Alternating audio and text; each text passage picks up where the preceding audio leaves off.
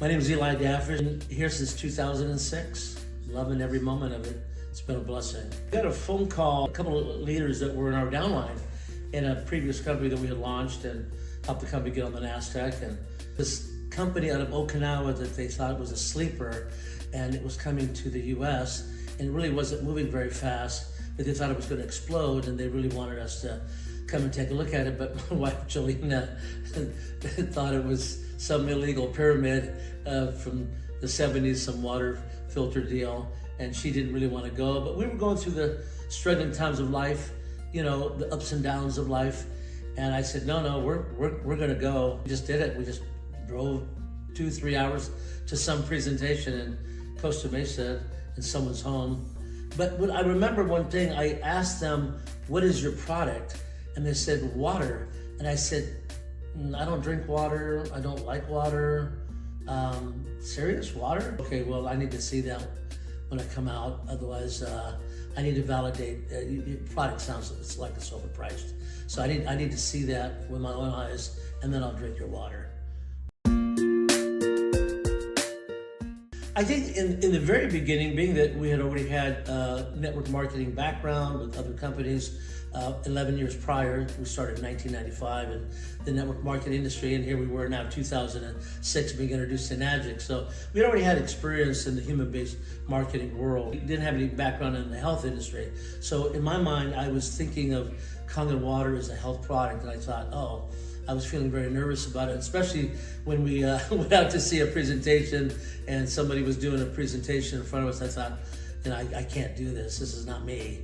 You know, I'm more of a people person, and I don't see myself talking about health products. So I saw it a few times, and then the leaders who brought us on board said, oh, we're leaving now. We're gonna go help another team, so you're on your own. So there we were. Oh my gosh, we got to start doing these water presentations out of our home, and we opened up our home once a week. That was back in 2006. We did it within the first month of being involved. We did it every single week, never missed a Monday for at least a couple of years before we moved it to restaurants. Inviting different people to come to the restaurants to present and to host. We did that for over a decade. It was amazing.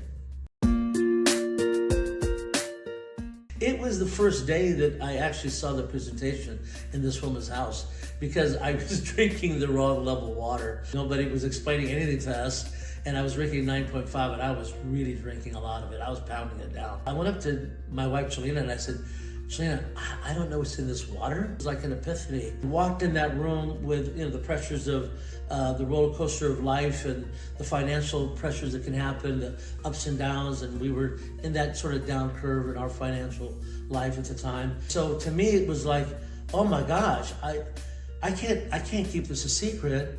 I've got to go out and tell the whole world about this.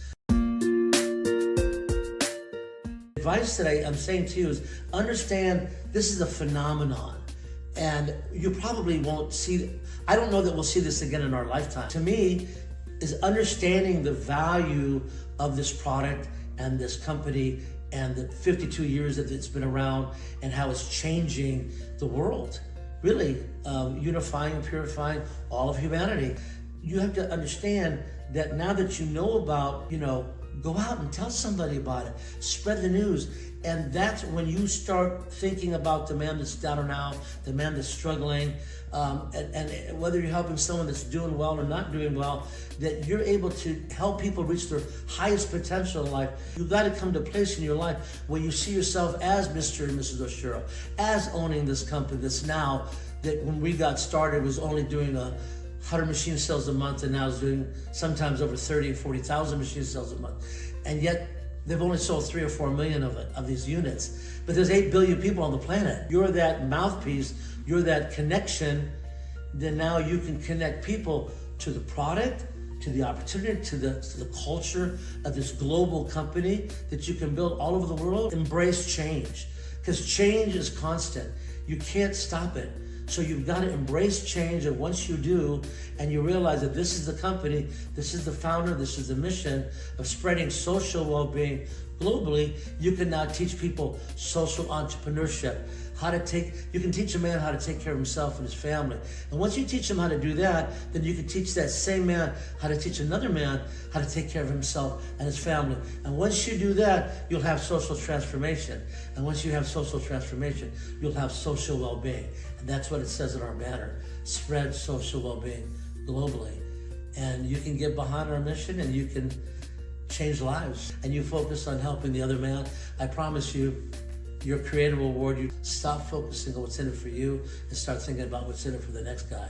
And once you do that, you can help men and women around the planet that are desperately waiting for you. And if you don't talk, if you don't share it, they'll never know about this. So it's on you to do that. Now that you know about it, because you're listening right here, so you know about it now, you can take this mission and make it your purpose in life to make a difference and help people reach their highest potential.